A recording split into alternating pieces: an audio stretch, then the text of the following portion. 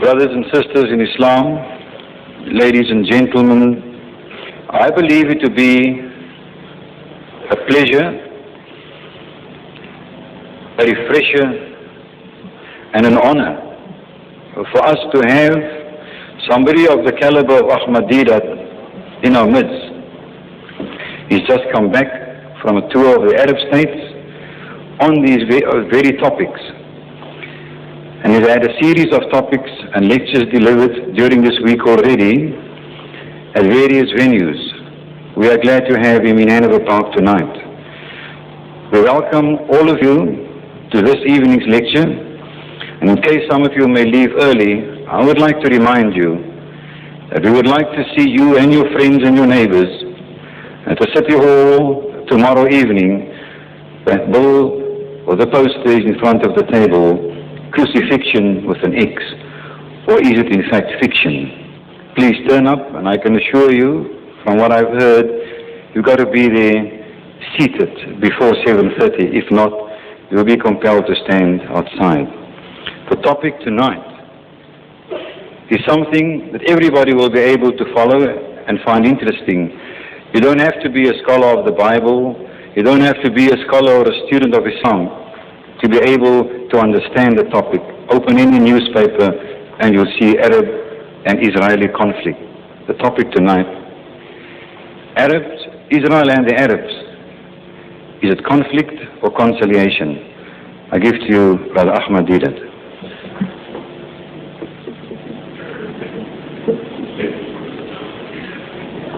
أعوذ بالله من الشيطان الرجيم بسم الله الرحمن الرحيم قال رب اشرح لي صدري ويسر لي أمري واحلل عقدة من لساني يفقه قولي صدق الله العظيم. Mr. Chairman, brothers and sisters, the topic of this evening, Arabs and Israel, conflict or conciliation, is not a subject which we have conjured up from thin air. We have had a gruesome reminder of this subject in this evening's paper, the August, Friday 13th. Friday the 13th. You remember? Jokingly I was telling you, for the Westerner, 13 is an unlucky number, and Friday the 13th is double bad luck. So you have Friday the 13th this evening, and you see here in the August, this evening's paper, Israeli hostage blitz. It says here, commandos rescue 30 passengers, kill 3 Arab guerrillas in 25-second dawn raid, and it carries on. It's an eternal reminder. It's a gruesome reminder about the problem in the Middle East between the Arabs and the Jews. Now this title also is not a title which I have thought of. Arabs and Israel, conflict or conciliation. When the Israelis, when they attacked Lebanon, in Beirut they attacked the Muslims, I think it was 1982, and they were trying to destroy every Palestinian in Beirut. You remember the occasion. Every day there was news. American cluster bombs were being used to wipe out the Palestinians once and for all, solve the problem. That's what the Jews were thinking, that by destroying these Palestinians in Beirut, they would solve the problem of the Middle East.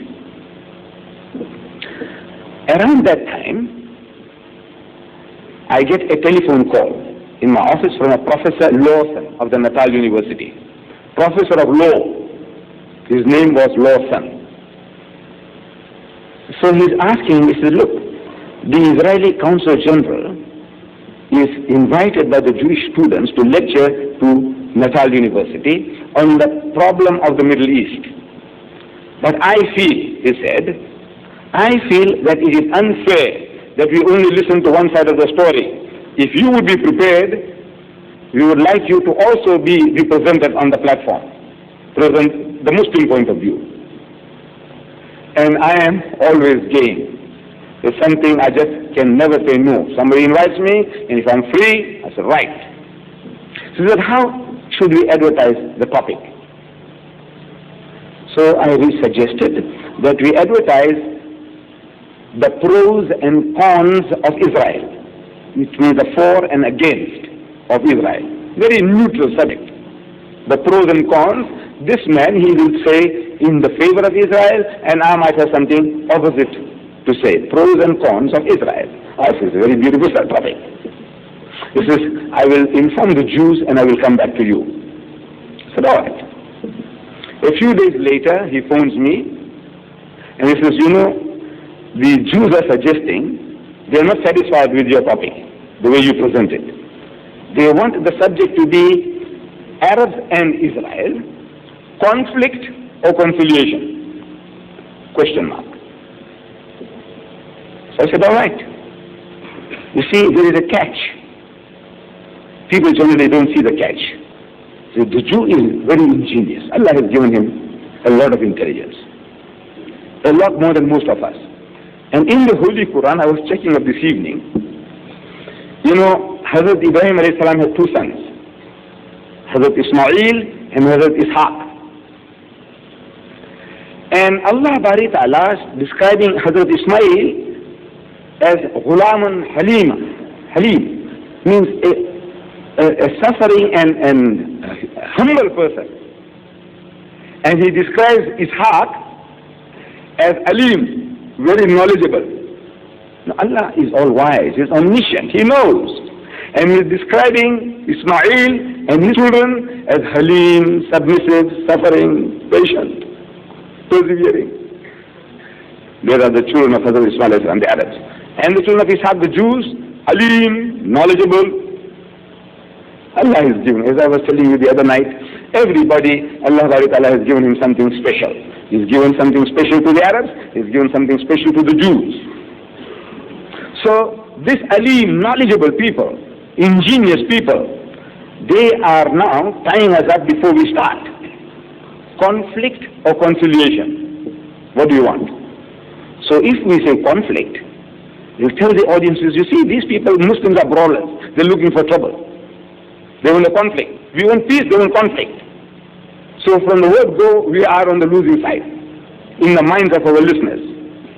If we say conciliation, then he says, you see, why are you throwing stones at us? Why don't you leave us alone? So if heads I win, tails you lose. Either way, you are the loser. I said, all right, we'll accept it as they want it. You see, this game, the Jews played 2,000 years ago with Jesus Christ. Same, no difference. A very ingenious people, as I say. They came to Jesus again and again with problems. Created problems. They created the problems. They come to Jesus and they say, Master, in the Hebrew language they will say, Rabbi, Maulana Sahib, Sheikh, Ya Sheikh, Ya Imam. Must we pay tribute to Caesar or not? Must we pay taxes or not? What a question to ask this messenger of God. Must we pay taxes to the government or not? See, there is a catch. The catch is, if he says pay tribute, pay taxes, then they will tell the people that this man is not our Messiah, the man we are waiting for, our liberator. This is not the man.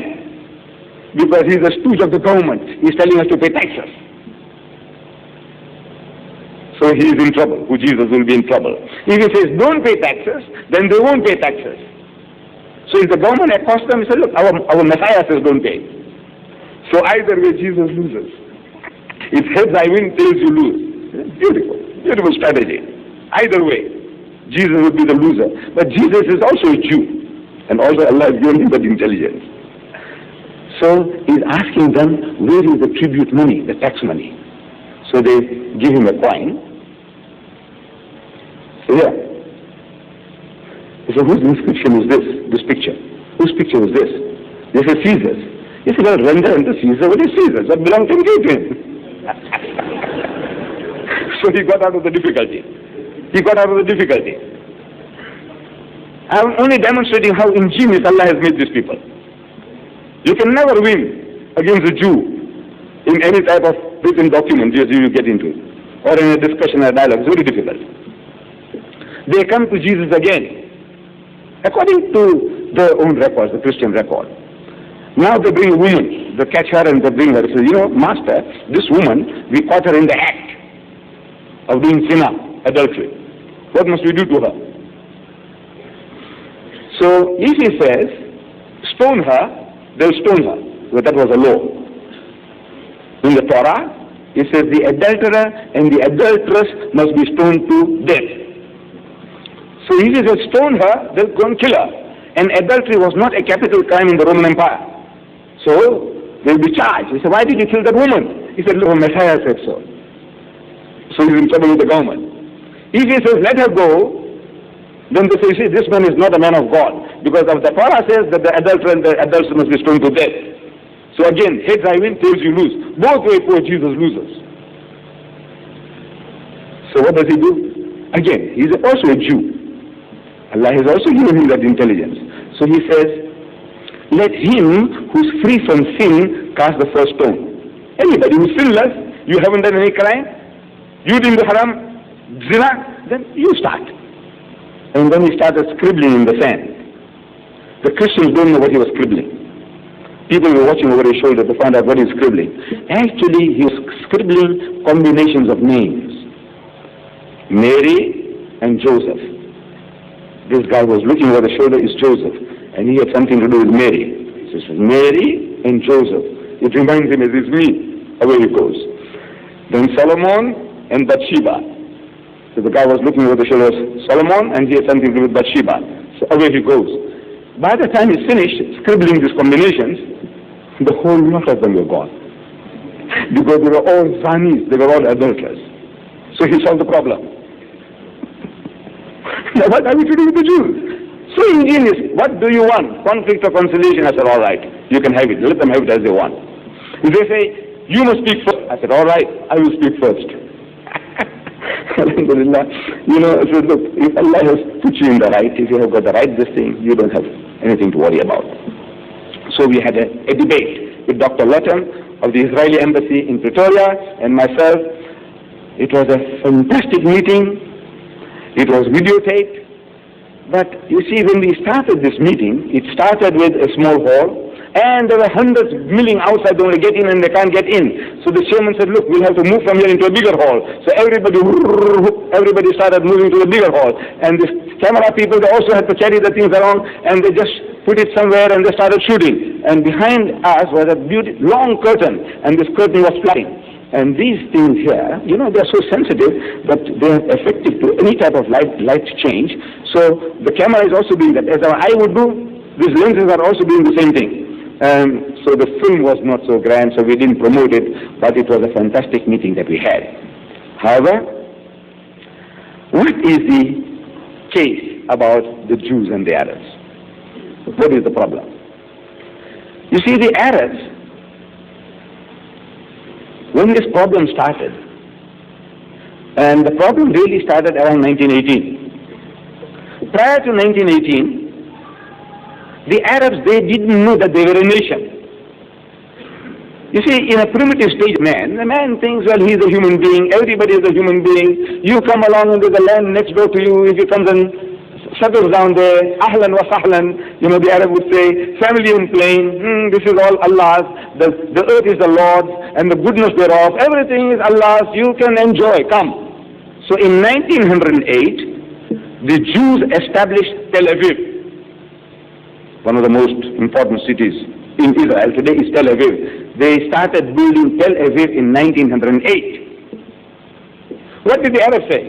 Nothing. Our cousins, they're building a city there, let them carry on, mashallah. They're doing a good job. Then some poor Arabs, among all communities, they try and take a little advantage. If they can steal your sheep, your goat, they'll do that. Whether he is a Hindu poor man or a Christian poor man, the poor man is always out to pinch something or the other.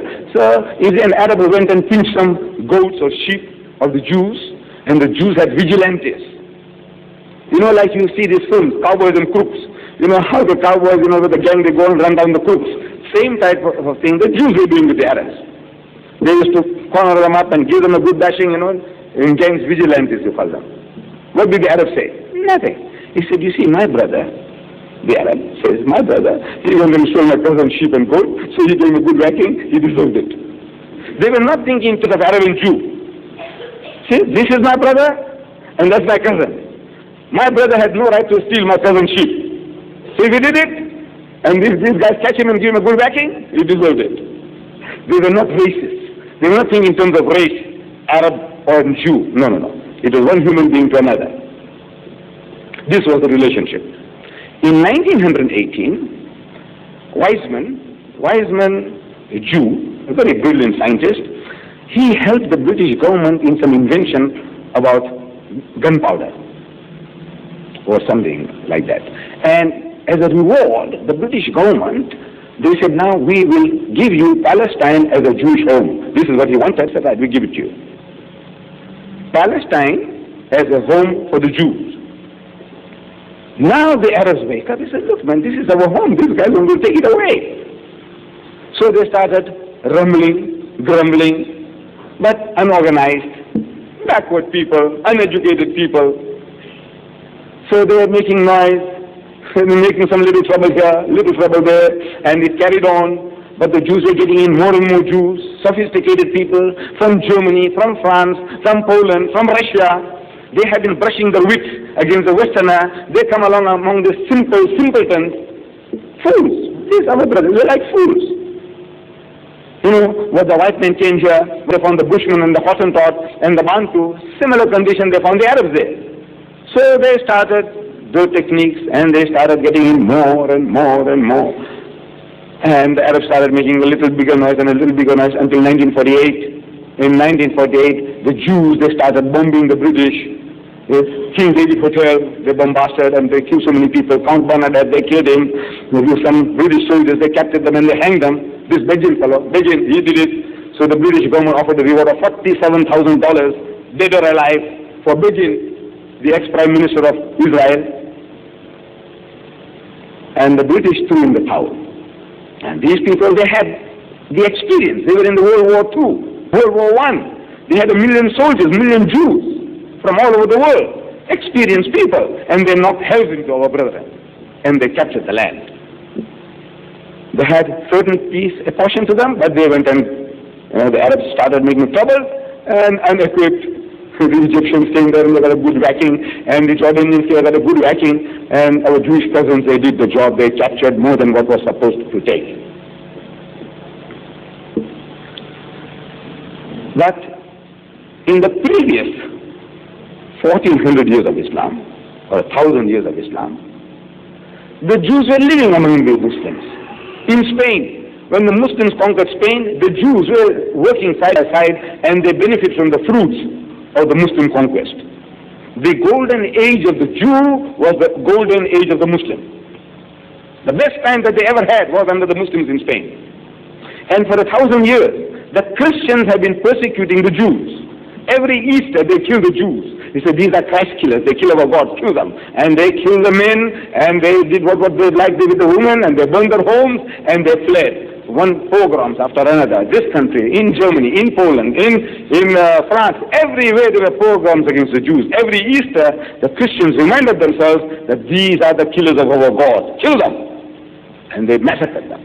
And they fled. And they fled to Muslim lands. And the Muslim says, Ahlan wa sahlan. You know, you are a cousin, Father Abraham, you have 2 wives, Sarah and Hajara. You are the children of Sarah, you are the children of Hajara. Oh, come, live.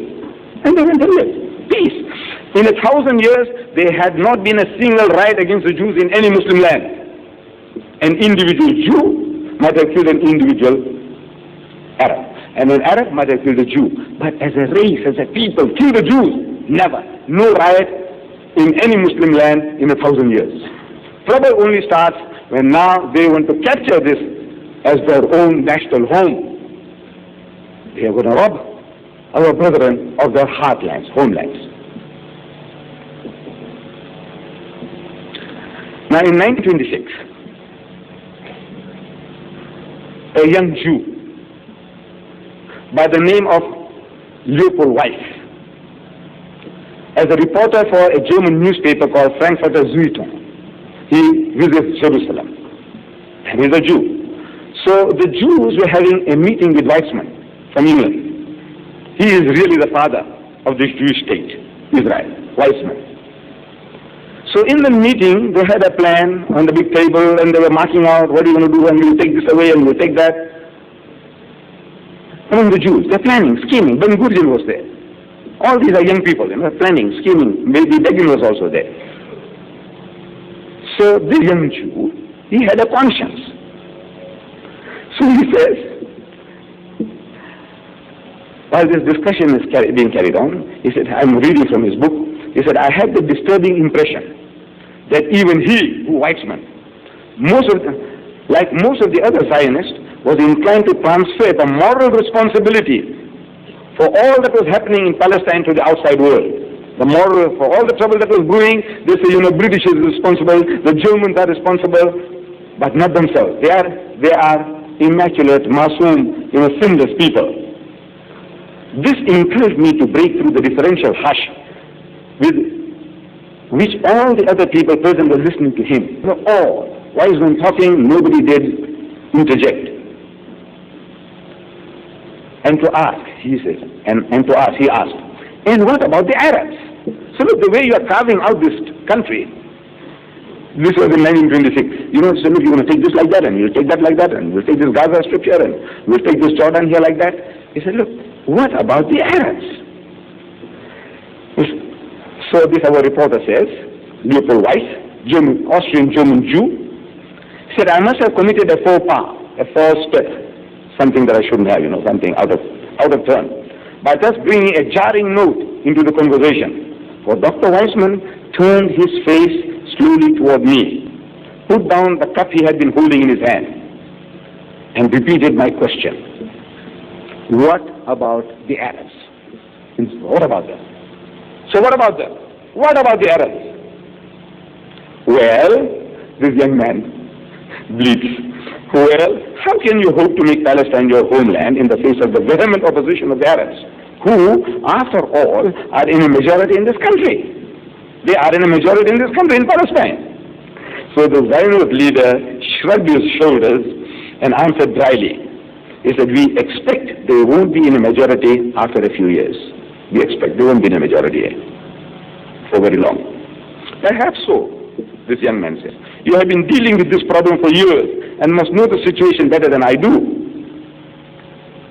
But, quite apart from the political difficulties, which Arab opposition may or may not put in your way, does not the moral aspect of the question ever bother you? The moral aspect, robbing somebody else's property, somebody else's land, somebody else's home, does that not bother you? Don't you think that it is wrong on your part to displace the people who have always lived in this country? But it is our country, replied Dr. Weizmann, raising his eyebrows. This is our country. We are doing no more than taking back what we have been wrongly deprived of. This is the mentality. This is our country, and we have been deprived of rightfully what belongs to us. We have been wrongfully deprived. By who? And when? This is the question. When and who? You see, the Jews, 70 years after Jesus, a Roman governor by the name of Titus, these Jews were giving endless trouble in Palestine. So he kicked them all out.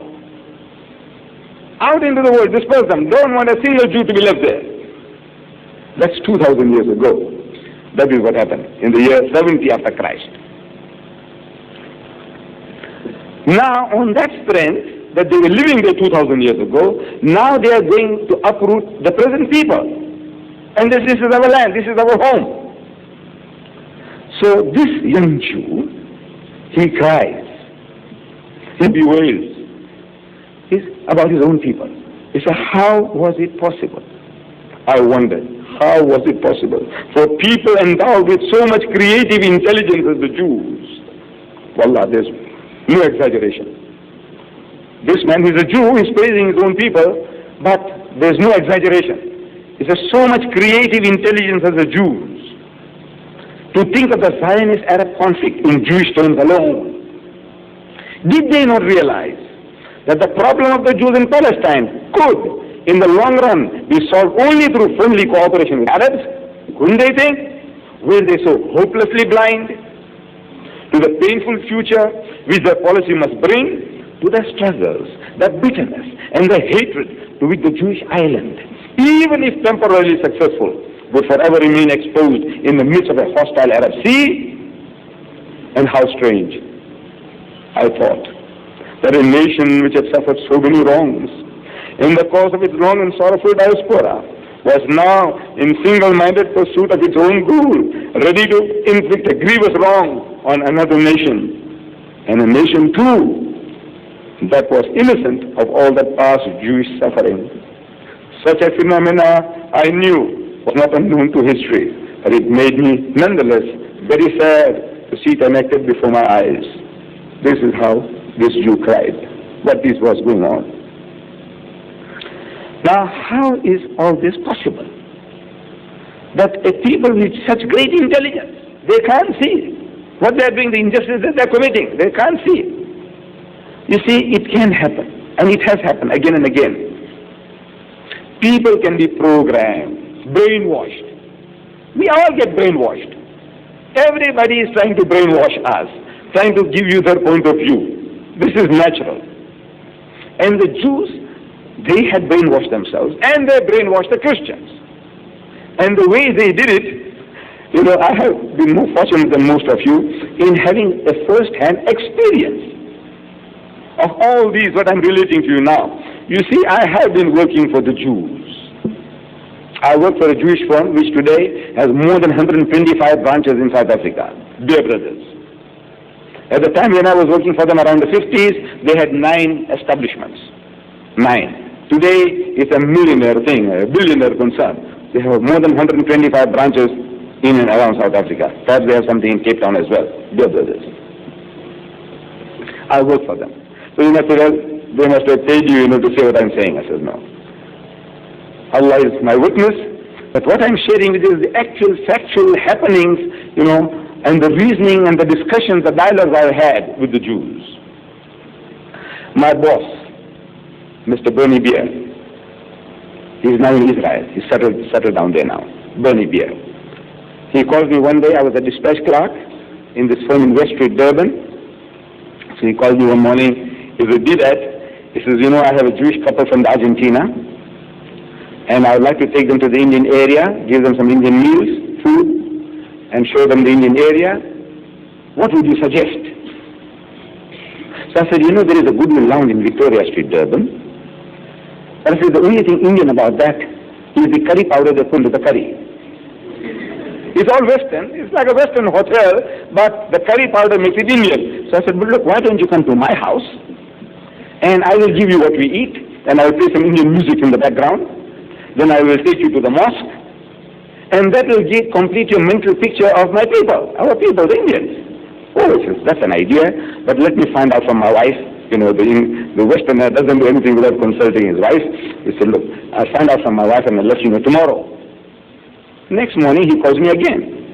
He says, Deedat, my wife is very happy about what you are suggesting, and he takes out £3, which was a stupendous amount those days. He said, look, take this, it might help you in arranging the meals. I said, no, sir, keep it. He said, no, it will help you. I said, thank you. Made the appointment. According to the appointed time, they came. I lived right in the center of the town, near the Jummah Masjid, within a year short of the Azan, in a building called now Rajab Building, just across about 100 meters away. So they came, I welcomed them, Mr. and Mrs. Beer, Mr. and Mrs. Daniels of Liquid Products, they have the juices they make. They had a factory in Durban, and this couple from Argentina. I welcomed them home, we sit down to eat, our roti. I know you know roti. I said, this is the unleavened bread of the Jews. Unleavened means without yeast. So this is the unleavened bread of the Jews. And they enjoyed the meal, and we eat with our hands. I said, Jesus Christ also was washing his hands before eating, so we do the same. We wash our hands and we eat. And as soon as we finish the meals, we heard the Azan. We can hear the Azan from our dining table. So I said, you hear, sir? That is the Muslim call to prayer. You know what he's saying? He says, no. I said, he's saying, Allahu Akbar, which means Allah is the greatest, Allah is the greatest. Allahu Akbar, Allahu Akbar. So Allah is the greatest, Allah is the greatest. He repeats it 4 times. Then he says, Ashhadu an la ilaha illallah, which means I bear witness that there is no other object of worship but Allah. He repeated it twice. So Ashhadu anna Muhammadan Rasulullah. Said, I bear witness that Muhammad is the messenger of Allah. He's not God. He's not his son. Don't make a mistake like the others have done. We are warned. But they have made the heroes into gods. They made the prophets into gods. Don't you do that. The Muslim is warned. Muhammad is only a messenger of Allah. If you accept these two fundamentals, that there is but one God and Muhammad is his messenger. So what is the message? The Muazzin continues. Hayya ala salat, he says come to prayer. Hayya ala salat, he says come to prayer.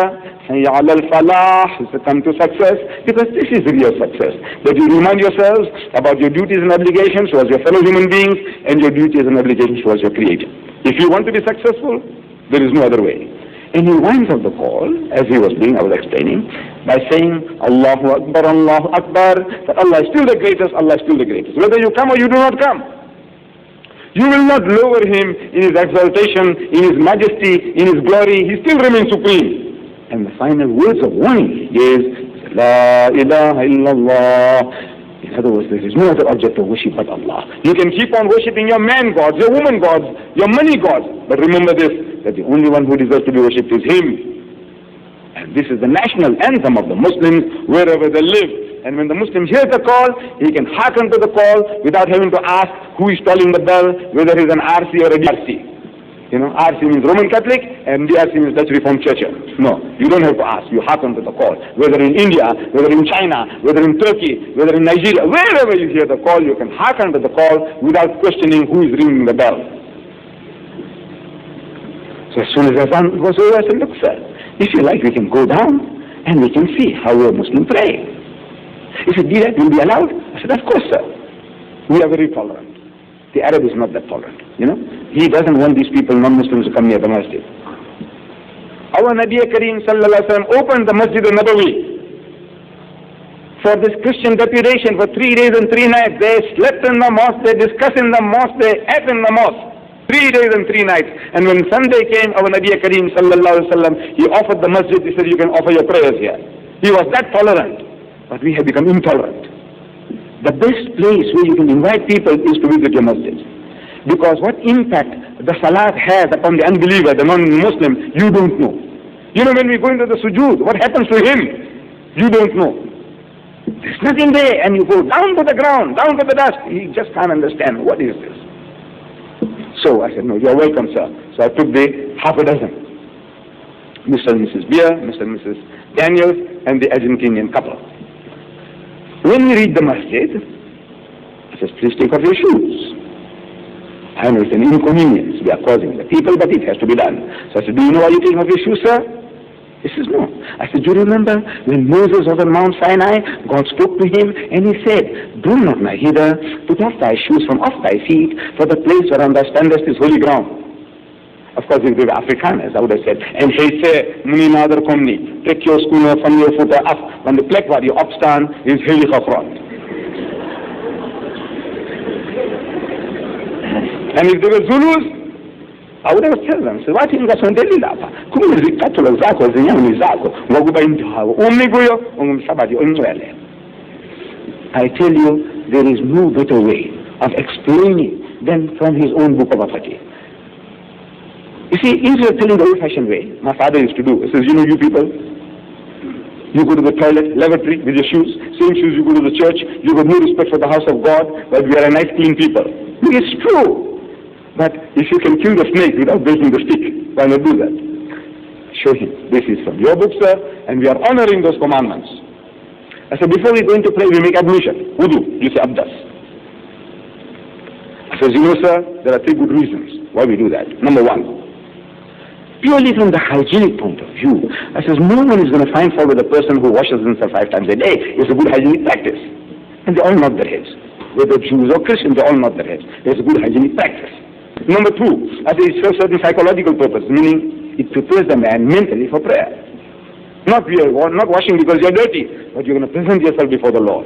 And number 3, I said this is also another commandment given by God Almighty to the Holy Prophet Moses.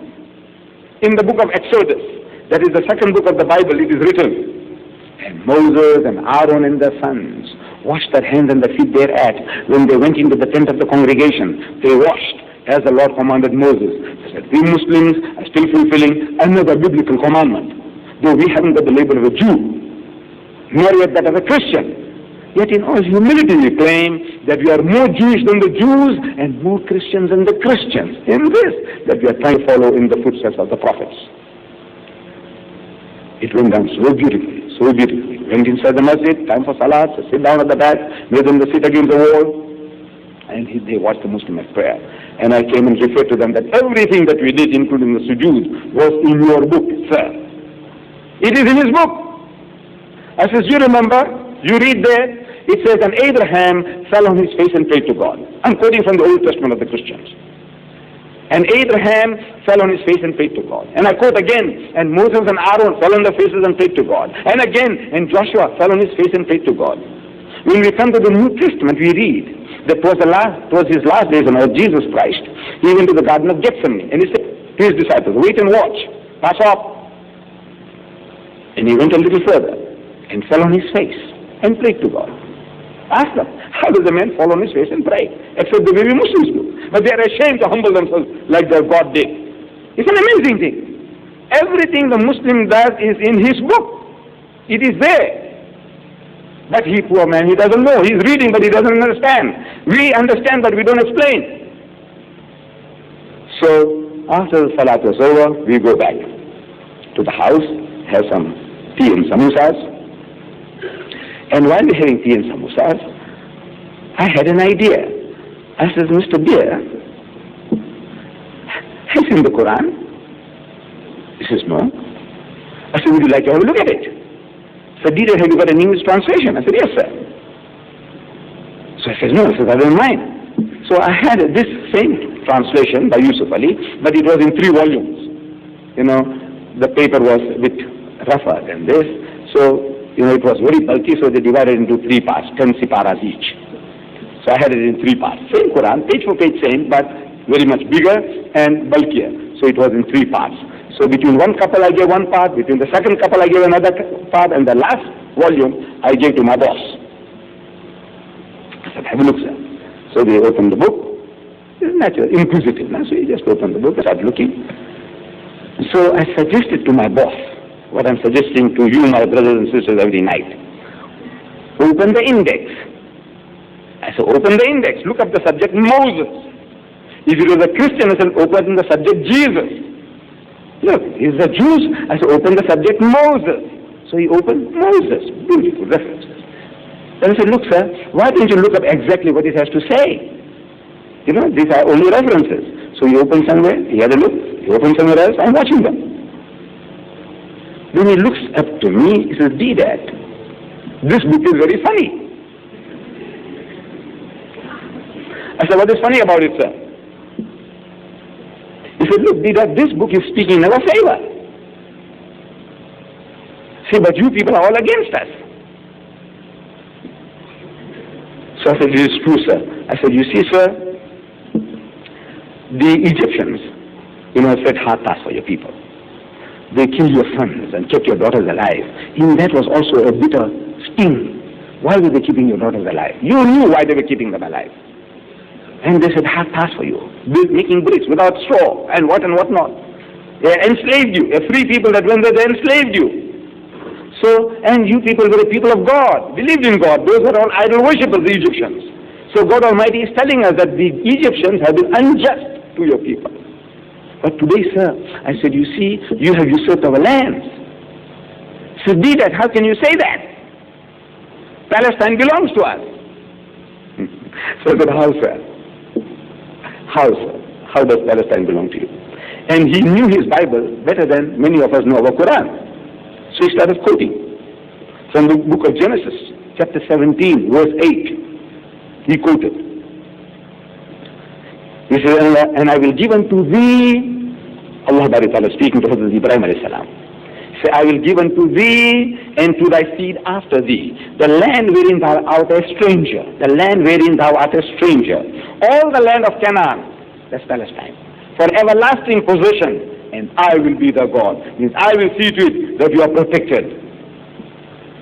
God Almighty promised it to us. And this is how they have programmed the Christian world. This is the promise of God to the Jews. If they go against the Jew, they are going against God. Can't you see? Like zombies. Everybody is being led like zombies into this. So my boss, in good faith, he's telling me, look, Palestine belongs to us. God promised it to us. So I said, excuse me, sir. You see, the Bible gives us a test.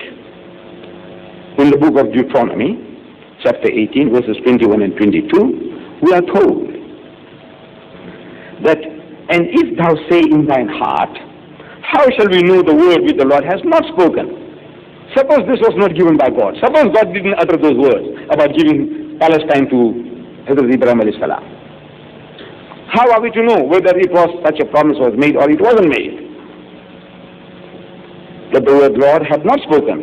When a prophet speaketh, says the book of Deuteronomy, in the name of the Lord, in the name of God, if the thing follow not, if that thing doesn't happen, nor come to pass, that is the thing the Lord had not spoken. Because wa'adallahu haqq. If Allah makes a promise, His promise is true, must come to pass. If the thing didn't happen, then that is the promise that was not made by Allah.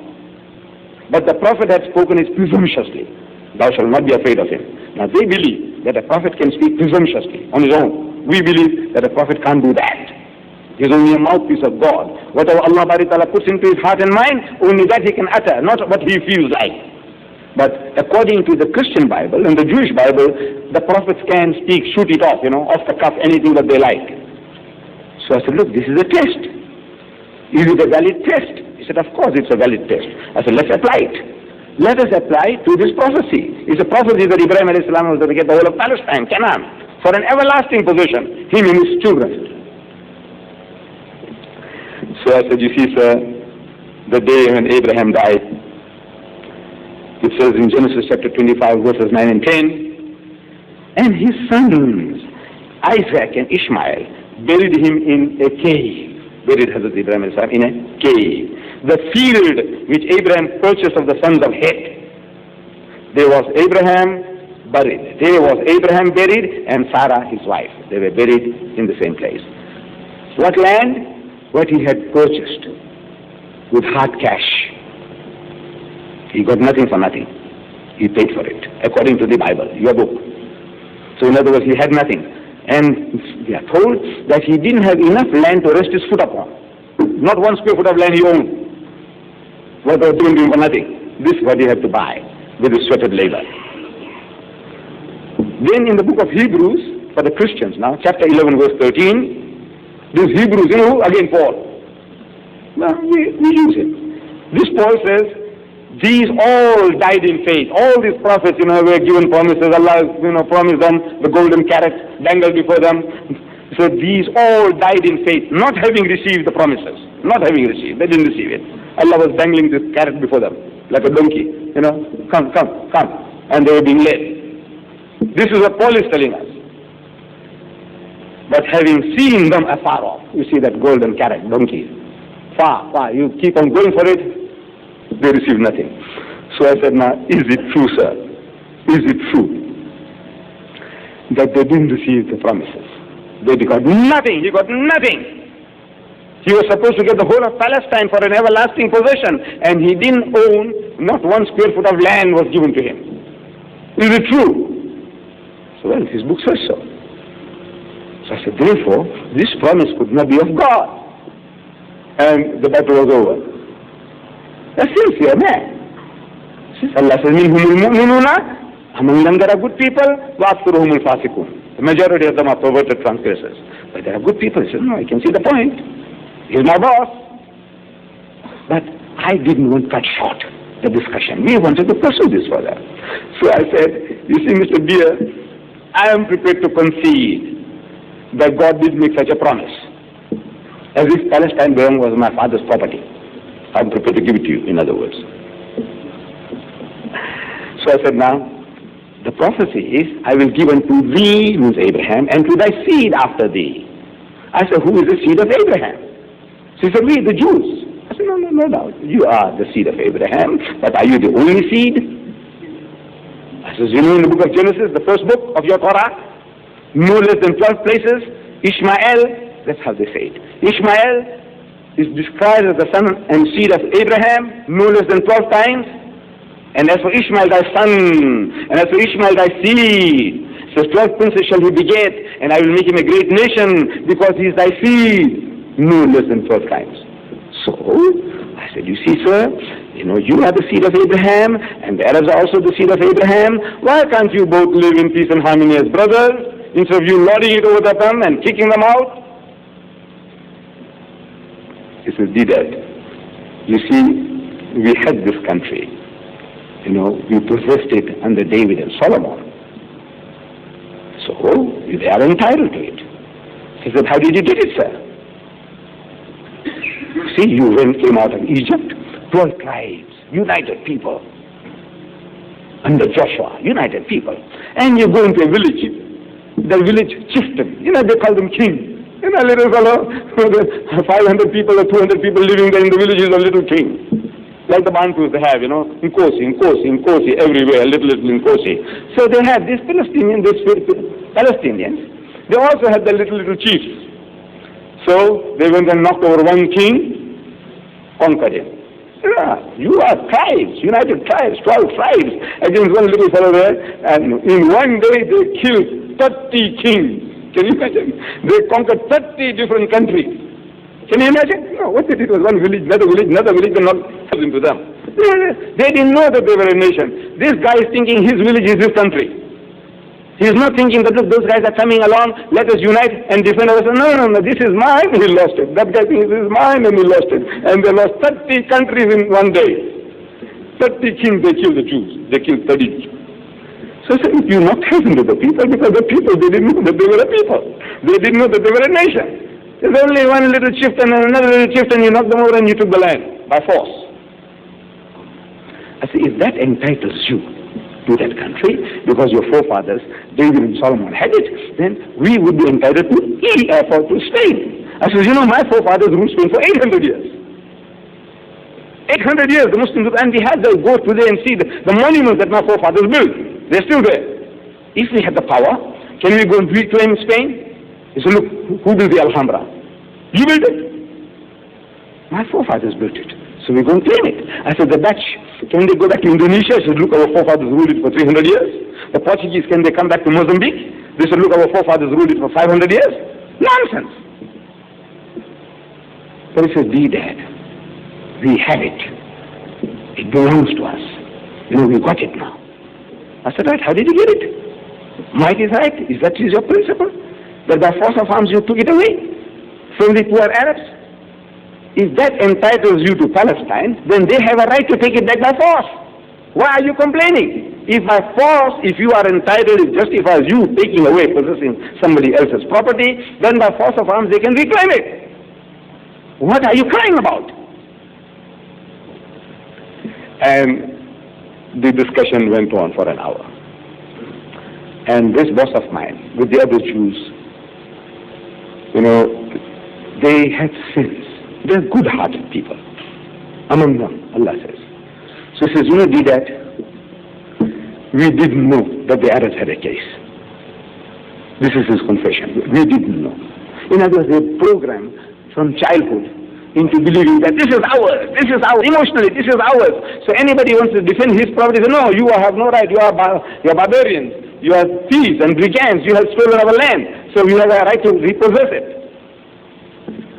He said, Deedat, I want you to write this, and I will publish this in my Temple David magazine. It's a new synagogue of the Reformed Jews in Durban.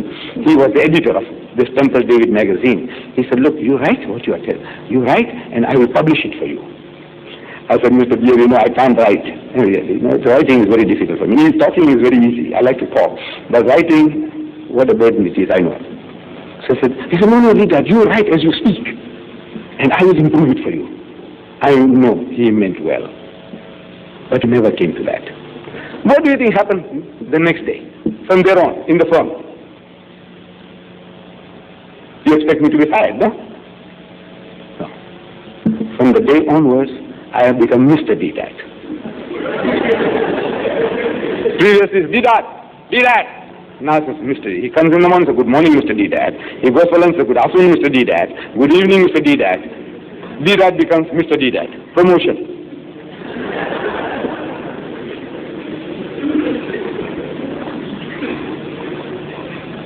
So So in the firm, the other Jewish managers, the boss comes and tells him, say, this guy here, dispatch clerk is a lowly job in a white firm. So this guy here, man, he made leave on us. See? So he must have shared it with the other Jewish managers in the firm.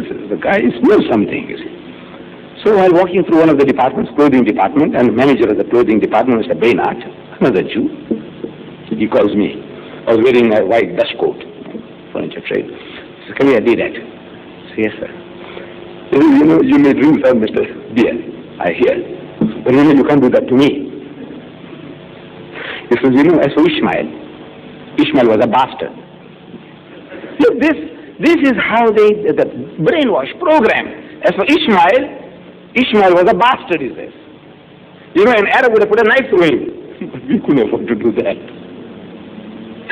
So I said, Mr. Baynard, look, why don't you come home? We'll sit down and we'll talk. Bring your wife along and your friends will have meals together. I said, you can't do to me what you did to Mr. Beer. I said, who's talking about doing anything? You come home. Not interested. And every time I get over to Mr. Baynard, I said, my wife, I told her, and she is looking forward to receiving you and your wife. Come home. Every time I said, look, Mr. Baynard, come. We're waiting for you. So he was persuaded. He comes. Mr. and Mrs. Baynard, Mr. and Mrs. Peel, and Mr. Townsend, who was a backroom boy for the Full Gospel Church. 3 Christians and 2 Jews. They come along. Same treatment, feed them well, take them to the masjid, bring them back. I said, now we have teas and samosas. So they're having teas and samosas. So I said, maybe now the guy softened. The tea and samosa and our meals, they're very good. It might have done the job. So I'm thinking. So I said, Mr. Baynard, you remember you told me in the shop that Ishmael was a bastard. He said, of course. I said, you still stand for that? He said, of course. I took the samosas had done the job, but it hadn't.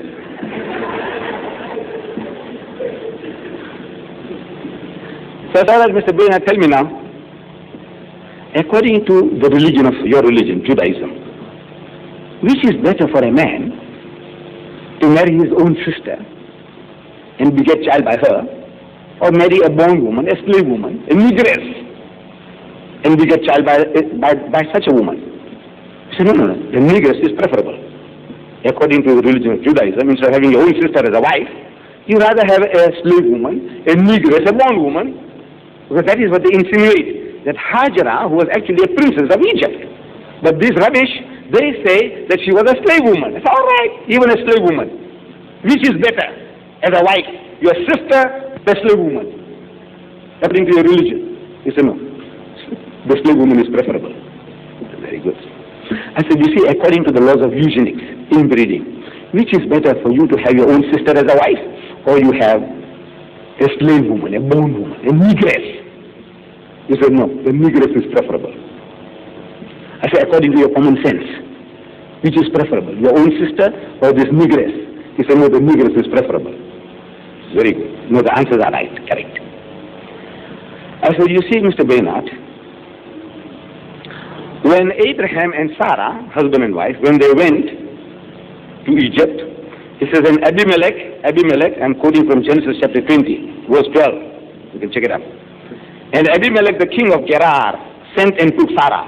See, he goes there, and this Sarah was a beautiful Jewess, Hebrew woman, beautiful thing. So this king, he's enamored, he wants her. And there is what is called the prerogative of kings. In the olden days, the king has a right to take anybody's wife or mother or daughter, anything he wants. I want that woman. You can't say no, otherwise it can kill you. So he's asking Hazrat Ibrahim alayhi salam, according to the Bible, say, this beautiful woman, what is she to you? So Hazrat Ibrahim alayhi salam, according to the Bible, he spoke a lie. He said, she's my sister. So she's your sister, let's get into the haram. So he had to send her in. And things went wrong that night, and the fellow couldn't come right with Sarah. We don't know what happened. But next morning, he's frustrated and he's calling Ibrahim, Hazrat Ibrahim alayhi salam, and asking him, saying, look man, because of this woman I had a sleepless night. Tell me, what is your connection with her? So he said, she's my wife.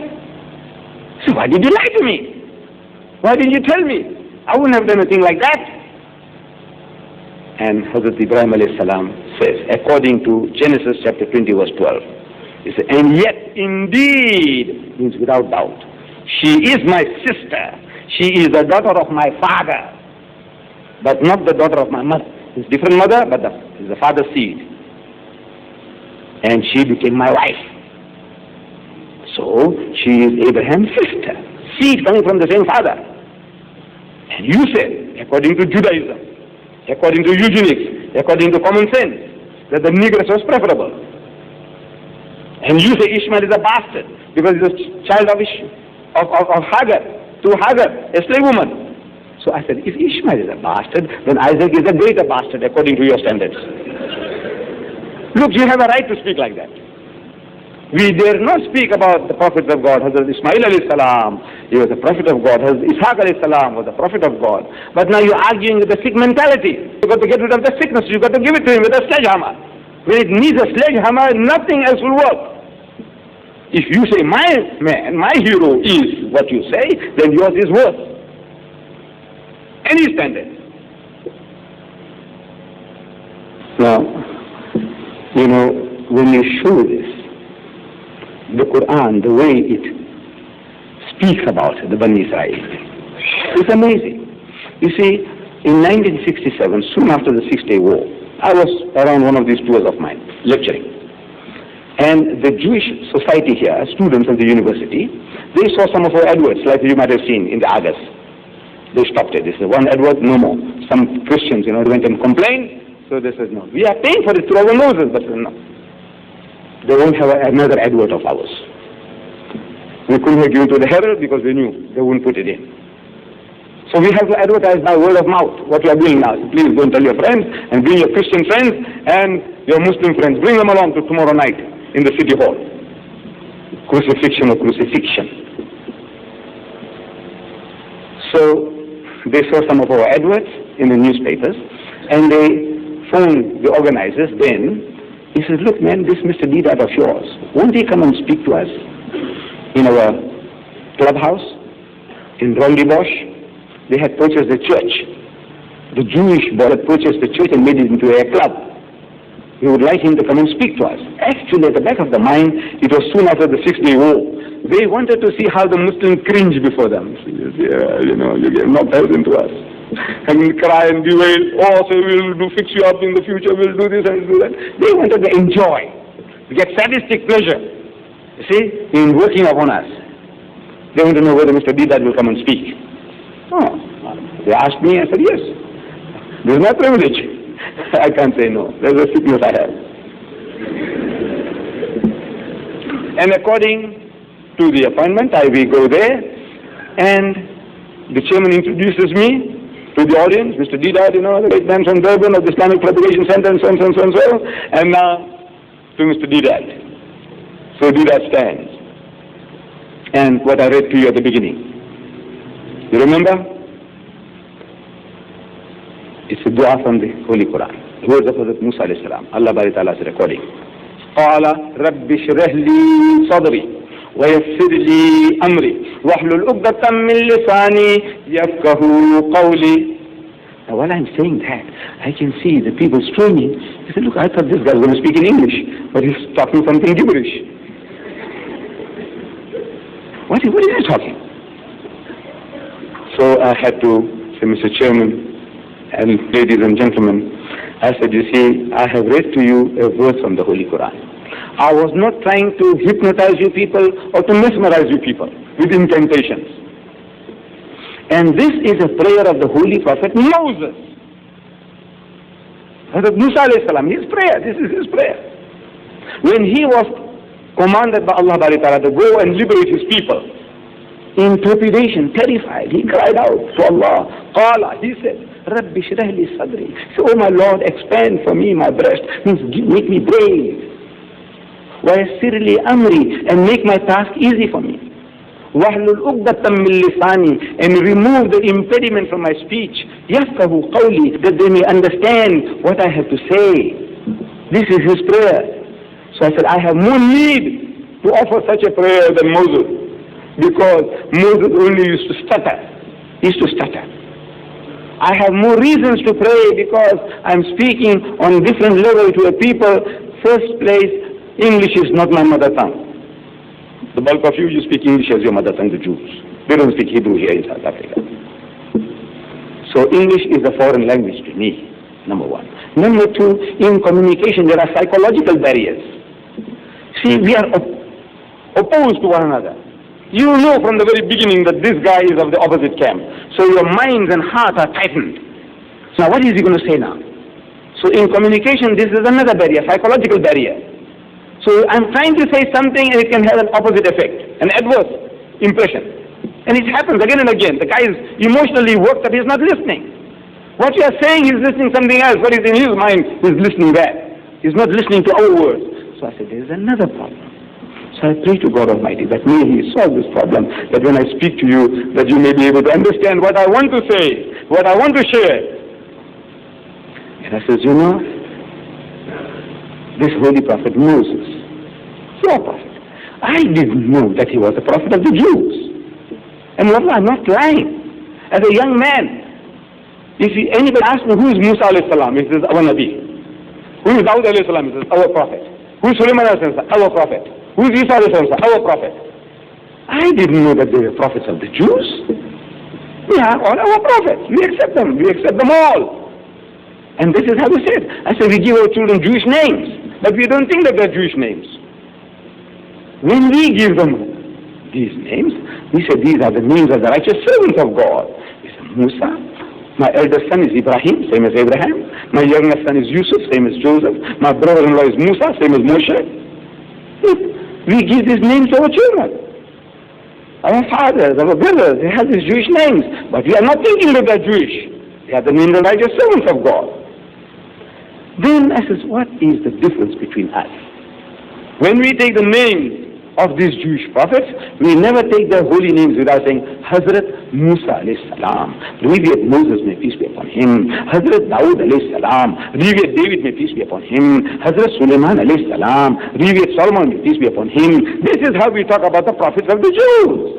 If our learned men, our Imam, if he dares to speak in the masjid and say Musa, or Hazrat Musa alayhi salam, you have to kick him out. No.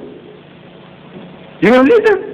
They call it Hazrat Musa says Musa, and Dawud alayhi says Dawud, without saying Hazrat Musa alayhi salam or Hazrat Dawud alayhi salam. They're kicked out. This is how the love and respect we have for the Jewish prophets of the Jews. What is the difference between us? So I said, I started reading from the Holy Quran, which I share with you now. Bismillahir Rahmanir Rahim. I'm reading from Surah Baqarah. You can find that in the Quran, and the B, Baqarah.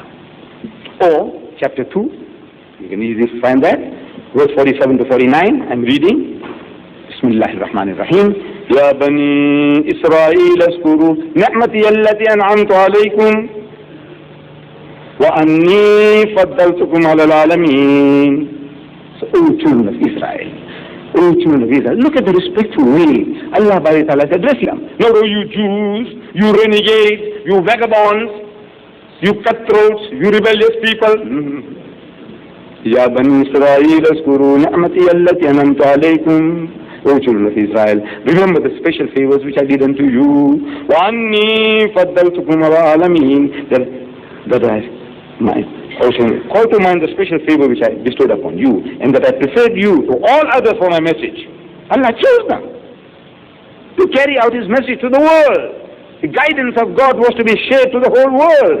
Allah chose them, sent prophets after prophets to them to do that job.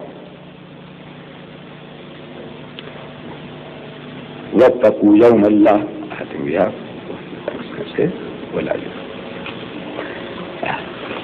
Starting from chapter 2, verse 40-46. I'm sorry. Ya Bani Israel, askuru ni'mati allati an'amtu alaykum. So, O children of Israel, call to mind the special favors which I bestowed upon you. وَأَوْفُوا بِعَهْدِي أُوفِ بِعَهْدِكُمْ وَإِيَّايَ فَارْحَبُونَ. And fulfill your covenant with me as I fulfill my covenant with you. وَإِيَّايَ فَارْحَبُونَ. And fear me and me alone. Who's talking? The Holy Prophet Muhammad? Is he telling you, fear me and me alone? No. It's God Almighty talking through him. O children of Israel, call to mind the special favors which are done to you, and fulfill your covenant with me as I fulfill my covenant with you. وَآمِنُوا بِمَا أَنزَلْتُ مُصَدِّقًا لِمَا مَعَكُمْ, and believe in what I reveal, confirming the revelation which is with you. Nothing new. The Jew says, he is made to say that God Almighty is absolutely unique. He has no partners, he has no son. God is not seen at any time. No man can see God and live. And we give our hand of acceptance to the Jew that we believe as he believes. He says no eating of the flesh of swine. We say we won't eat it. He says no eating of blood. We say we won't touch it. He says circumcision. We say we are all circumcised. What more do you want? Islam is Judaism made universal. It's the same religion on a universal level. You have to be born a Jew to be a Jew. You make this a racial preserve, a racial religion. Islam is universal. We are prepared to accept anybody, everybody. Become our brother. Whether you are a Hottentot or a Bushman or a Bantu or a colored, whatever you are, or a Chinese, whatever you are, come, become our brother. It is not a racial religion. Judaism is a racial religion. You have to be born a Jew to be a Jew. They don't want you. وَآمِنُوا بِمَا أَنزَلْتُ مُصَدِّقًا لِمَا مَعَكُمْ, and believe in what I reveal, confirming the revelation which is already with you. The Quran is a confirmation. وَلَا تَقُولُوا أَوَّلَ كَافِرٍ بِهِ, and be not the first to reject faith herein. You should be the last one, because everything is confirming. Whatever you want to say, we are saying it far better than what you can say yourself. The manner in which Allah reasons and appeals to the Jews, it is not to be found in their own holy scriptures. Their own holy scriptures, Musa alayhi salam condemns them. All the prophets condemn them. This is you, Hazrat Musa alayhi salam says to the Jews, have been rebellious against the Lord since the day I knew you. This is what you are. You have been a rebellious people, rebelling against God. They murmured in the wilderness. Not only they, the people, but according to the scriptures, their own holy scriptures, Harun alayhi salam, a prophet, and Miriam, his sister, they both complained when he married an Ethiopian woman. Hazrat Musa alayhi salam, according to the Bible, besides his wife Zipporah, must be a Jew like himself, now he goes and marries an Ethiopian woman, an African woman, a Bantu woman, an Abyssinian. And they murmured against him. They complained. They said, this guy, he's gone mad, this Musa. Going and marrying the black Daki. What is this in her? Look at that. And the thick lips. Whole black, well-baked color. What is this in her? So Allah Bari Ta'ala, because of this racism, look, this sickness is there with them from the beginning. Leave out Hajara one side. Against Hazrat Musa alayhi salam, they're complaining. Who? A Nabi of Allah, according to them. Harun alayhi salam is complaining against his own brother. And his sister Miriam is complaining. So Allah struck them both with leprosy. For the racism. Racist when the word go. And for that racism, they're getting enough. For 1,000 years, they're racist. They are now supposed to be the fittest people to fight against racism, because they know what racism means. They should be the guides of mankind to tell people, look, this is a sickness. Because of racism, Hitler destroyed 6 million of them. Those programs against the Jews, what for? Racism. They are the fittest people to fight against racism. Well qualified. Best qualified people on earth. Are they? But no, they don't want to do the job. They become racist themselves now. What the Germans did to them, now they're doing to the Palestinians. For what sort? They're asking for their homes. So look, this is our land. This guy said 2,000 years ago, our great-grandfathers were there. You have such love and feeling? Your great-grandfathers were 2,000 years ago. I said, yes. You never smelled this land. Now you come and grab it from our hand. But look, he said, look, my father died and he was buried there. I know, I buried him myself. This is my place, this is my land. Who has a greater right to that land? Your great-grandfathers were 2,000 years ago, not on this piece of land. Palestine was big, they could be anywhere. Now you come and rob me of my land? My father was there, my grandfather was there, and I was born there, me, myself. And you kick me out. Who has a greater right to this land? Now you go and have Camp David Accord. With who? With Egypt. I said, look, the house is mine, talk to me. He said, no, we want to talk to Egypt. We want to talk to Jordan. He said, who is Jordan and who is Egypt? Whose house is this? You robbed me of my house. Talk to me. He said, no, you're a terrorist. I don't want to talk to you. look, this is what they did. What are they doing? What are they fighting about? This man says, look, this is my house. Give it back to me. He says, no. I still remember. The umbilical cord is buried there.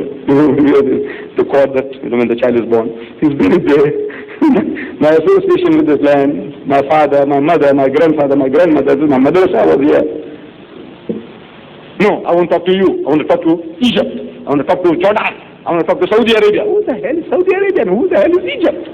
This is my land. This is my home. Talk to me. Come right with me. He says, no, I won't talk to you. What sickness? Well, just think on the human level. Allah has given them such great intelligence. Let's see how minds can get perverted. Programmed, brainwashed. The basic thing, you steal my property, talk to me. Now you will settle with Mr. Muhammad. I said, of course I will see to settle my affairs with you. You come to me, ask me, say, brother, forgive me, look, I spent it already, maybe one day I will try and rectify this. Talk to me, maybe I'll give in. The Arab is, Allah has made him that. Allah says so. He's Halim, Ismail, his children, Halim, he's submissive, suffering, they're patient. You go and talk to him. So I'm telling the Jews, these young men, I says, what is the real difference between us? Nothing, really nothing. We are one people, wallah, and we are one people. With the Christians, we have a lot of problems. He believes in so many things. At every step now we are having a confrontation with the Christian, not with the Jew. Our only problem with the Jew is political. We are not fighting the Jew because we say he is a Jew. Kill him because he is a Jew. No. We say, look, you stole my land. Give me back my land. This is the fight. It's about land. It's not about religion, not about race. Kill the Jew because he is a race, different race. No. The Arabs never thought like that. They said, look, this is my land. Give my land back to me. It's a political war. With the Christian is ideological, theological. At every step we have a confrontation with the Christian, not with the Jew. Our only confrontation is land. So I says, this problem is easy of solution. Solve it easy. And you seem like a madcap. You say, look, what? The best brains in the world can't solve it and you say easy? I said, it's easy. I say it's very easy to solve. Allah says so. وَآمِنُوا بِمَا أَنزَلْتُ مُصَدِّقًا لِمَا مَعَكُمْ وَلَا تَكُونُوا أَوَّلَ كَافِرٍ بِهِ وَلَا تَشْتَرُوا بِآيَاتِي ثَمَنًا قَلِيلًا وَإِيَّايَ فَاتَّقُونِ. Believe in me. Believe in me. If you وَإِيَّايَ فَارْهَبُونَ and fear me and me alone. In other words, do right. Fearing Allah means you do what Allah tells you to do. Do justice. Do justice and you have nothing to fear. Be just. So I said, look, we are one people. In our moral law, we are one. In our concept of the divinity, we are one. In our ceremonial law, we are the closest. We are one people, coming from Father Abraham, Ismail and Ishaq and his children. And we have now inherited the religion through Hazrat Ismail and through our Nabi Karim Sallallahu Alaihi Wasallam. So mentally, we are also become Semites. Though we may be Aryans at home, my people, we are Aryans. But mentally, I'm a Semite. I'm like the Arab. We Muslims are all one, thinking alike. When a Muslim gets hurt in the Middle East, it's hurting us all. What for? We're not Arabs. But no, it hurts us because they're my people. They're my brothers. Anything happens to a Muslim in China, it hurts us. They're my brothers. It's hurting us. In India, same thing. My brothers, it's hurting us. Racial barriers are gone. So I said, we must become one people. There's really no difference. The only difference is the label. You got a wrong label on. See? The label, change the label. You say you are a Jew. Yes, become Muslim, because we are believing the same thing. I says, the Arab world is sick. The world is sick, the Arab world. It is a sick body. Then it needs a new heart. And I say, you are that new heart. But we know from Chris Barnard's experience here, in the fourth scare, that when they put a new heart into an old body, the body once is fighting against the heart because it knows the way Allah has made that this is the foreign thing in the body, different cellular construction. So the body starts fighting the heart. If the heart dies, the body dies, but the body doesn't know. It wants to kill the heart. because this is a foreign element. There's a fight going on. So they drug the person. So the fight is less. Fight, allow the body to get acclimatized with a new heart. This is the system that they work on. The body of the Arab world is sick. It needs a new heart, and you are that new heart. Without them there now, all these improvements that are taking place wouldn't take place at all. They're still smoking the hookah for the next 1,000 years and passing the time. It's the Jew that's waking them up. Without the Jew, we would have been sleeping still. The Arab world needs it. But the body is going to fight, rebel, because this cellular construction of the heart is different from that of the body. This is how it works. So I said, now look, your cellular construction of your heart, the heart there in the Middle East, is Jew. The body cellular construction is Muslim. So you change this cellular construction to Muslim, and the heart will accept, and the body will accept. Simple as that. And there is no copyright on the label. Have you got a copyright? That I'm a Muslim, nobody else must use that he's a Muslim because he's a Chinese, he's an Eskimo, you can't say he's a Muslim. Have you got a copyright? No, so we have no copyright. You can use it. So I said, look, it's so easy as that. In other words, become Muslims. We are one people, we think alike, we're Muslims. Problem is solved. So at question time, the young men Jews, I enjoy talking to them. Wallah, I enjoy. The Jewish audiences I enjoy most. They give you a good fight. And I like a good fight. But they are fair. The student, he is coming out head on. But when he's defeated, he acknowledges defeat. That's the greatness. He must acknowledge that he's beaten. So question time. One fellow stands up. These are all Muslim medical students. They said, why don't you change your label? I said, change your label to solve the problem. I said, you have beaten my brother once. You've beaten them twice. You've beaten them thrice. And I said, you can beat them 30 times. But you haven't solved the problem. You'll never be able to solve the problem.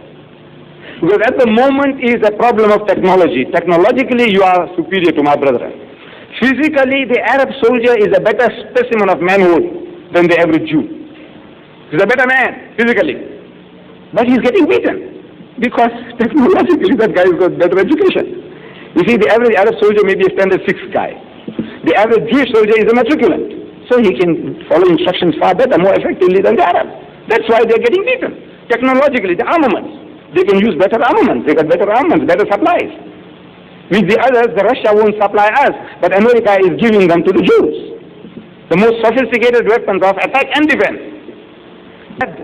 Russia, stealing all our money, he's only giving you defensive weapons. You just sit back and you just protect yourself, and that's you're getting hiding.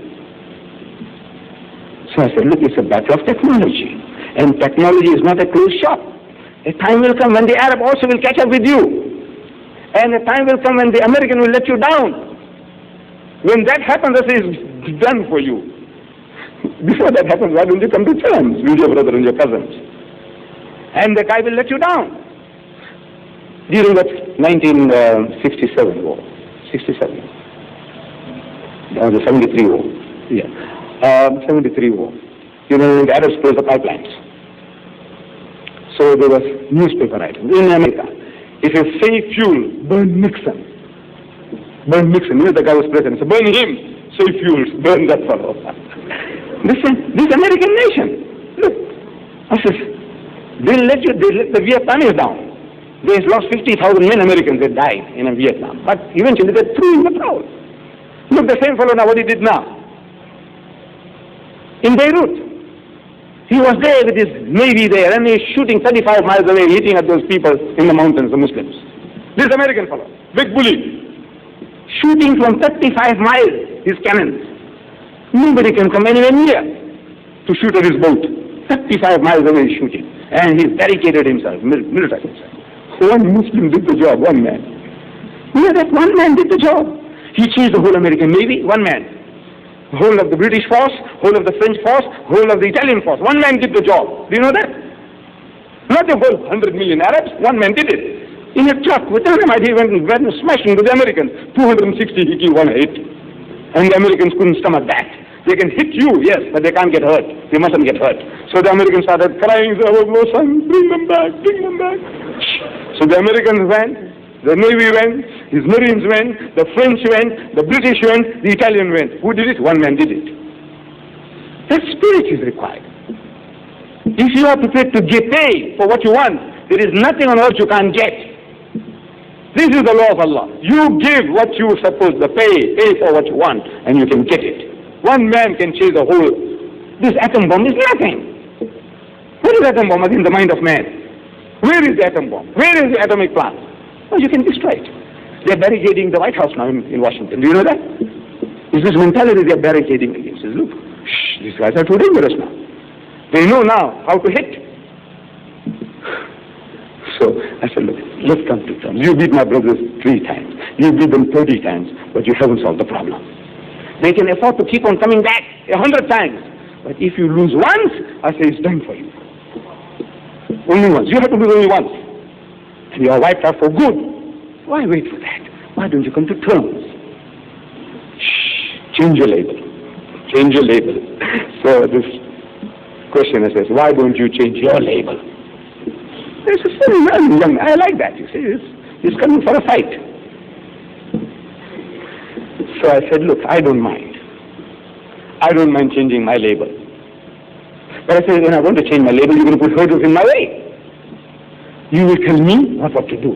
Like you did to that Afrikaner. He wanted to marry a Jewish girl, an Afrikaner. So they said, you must learn Hebrew. So he learned Hebrew. And you must learn all the laws of the Talmud and the Mishnah and the Torah. He mastered all that. Then he says in the Sunday Times, there was an article with this picture, he said, and at the age of 23, I was painfully circumcised to become a Jew. Of course, they don't have to do us, we are already circumcised. But now, so I said, but that guy is still a 3rd grade Jew. In your mind, he's still a 3rd grade Jew. Let's say I succeed. First thing, you don't want a black man. The white man, willy-nilly, because their daughter is running away, you want to convert him. All right. But me, you don't want, really, you don't want me. But suppose I succeed in going through all the hurdles, and you convert me to become a Jew. I said, what have you achieved? I said, how many are you in the world today? So somebody said, we are about 12 million. They are about 15 million now. 12 million. I said, all right. So if we become 12 million in one, me also become a Jew. It's 12 million in one. But I said, if you change your label, we are 700 million then. We are 1,000 million now. I said, we are 700 million. I said, we become 700 million in one. Can't you see the difference? I said, you're a businessman. You as a businessman, you know that if you have a product for which you have a market of 12 million pounds of 5 roses tea, for example. You change the label and you get 700 million people to buy. You are a bloody fool, I said, if you don't change your label. No. And there is no copyright in the label. No copyright. Put it on, man. You get 700 million karmas for your product. So you are a fool if you don't change your label. And I tell you, the young men, I can see very sincere. Look, there's some goodness in them. With all the things that are going on, there is certain goodness in them, which bulk of our people they lack. They haven't got it. You know the Shatila and Sabra massacre. They kill every man, woman and child. And even the horses were killed. This is the reminiscence of what they did to the Philistines in the book of Joshua, chapter 6, verse 21. And they killed every man, woman and child, young and old, and even asses were not spared. Donkeys, they killed even donkeys, the Jews. So now, Sabra and Shatila, they did it again. But this time they said, we didn't do it. It was the Christians who did it. I said, all right, but who was showing the flares, torches? Who was showing the torches? Not you? But we must take off our hat to the Jew. They are our cousin. With all the shortcomings, we have a lot of shortcomings too. They have something good in them, I tell you. 300 to 400,000 Jews, they gathered in Tel Aviv outside Begin's house and saying, Begin and Sharon are murderers. There's blood on your hand. Resign. Did they do that? The newspapers of the world carried it. They did that. That you are murderers. They call the Prime Minister murderers. The blood on your hand. You, Sharon and Begin, must resign. You are murderers. There's blood on your hands. Well, not a single Muslim nation, as far as I know, nothing happened in Karachi, nothing happened in Islamabad, nothing happened in any Muslim capital of the world. Not even a word of protest. So I am asking you. I know I'm ashamed to have this recorded, but it's a fact. I say, who is a better man, a Jew or you? He protested against his own people. So you are a murderer. There's blood on your hand, you must resign. 300,000 they gathered, and they made a big noise. The Muslims said nothing. So there is some goodness in him. And I believe that they are not meant for destruction. We haven't done our job. For 1,000 years they ran to Muslim lands, the Jews. And in 1,000 years we didn't convert 1,000 Jewish families to Islam. This is it. Imagine. 1,000 years they came looking for shelter, for protection, for aid, and you couldn't convert 1,000 Jewish families to Islam. Either there's something wrong with you, or Islam is a spent force. You tell me, which? 1,000 years you couldn't convert 1,000 Jewish families to Islam. Why didn't you? Because you were satisfied, you are smug. He said, these are the Hazrat Musa alayhi salam ki kaum hai, these are the people of Hazrat Musa alayhi salam. Leave them alone. Leave them alone. Allah says, ta'alaw, call them. Ya Ahl al-Kitab, O Jews and Christians, ta'alaw, come. No, you didn't read that. Ya Ahl al-Kitab, la taghlu fi dinikum. You didn't read that. That's the trouble. You're not doing the job. So what, Allah comes down from the heaven with a whip in his hand? No. He tells the Master, give it to him. Give it to him. He is taking my name and is not doing my job. So the law comes into effect, as Allah says. وَإِن تَتَوَلَّوْا يَسْتَبْدِلْ قَوْمًا غَيْرَكُمْ. That if you, O Muslims, if you will not carry out your duties and responsibilities, I will substitute in your place another people. ثُمَّ لَا يَكُونُوا أَمْثَالَكُمْ. Then they won't be like you. This is his law. He's done it in the past. He's going to do it again and again. Same law must prevail always. But I say there is hope. There is hope. There are two things to do. One is offer Islam to the Jew. Talk to him. We haven't talked. So far we have been only picking. I said, talk to him intellectually. Give him an intellectual battle and deprogram the Christian. Because the Christian is programmed with the idea that Palestine belongs to the Jews. And if they go against the Jews, they're going against God. Wash that rubbish out of his head. It's rubbish. There's no such thing that Palestine belongs to the Jews. Even in the Bible it's not there. But the Jew is programmed and the Christian is programmed. We have to deprogram them, reprogram them. Number one, solution to the problem. Change the names. Change them. Become Muslims. Offer them. Then if they don't accept, leave it to Allah. I say, look, we want them to be our brothers, but they don't want it. Now we are fighting for Islam, not for land.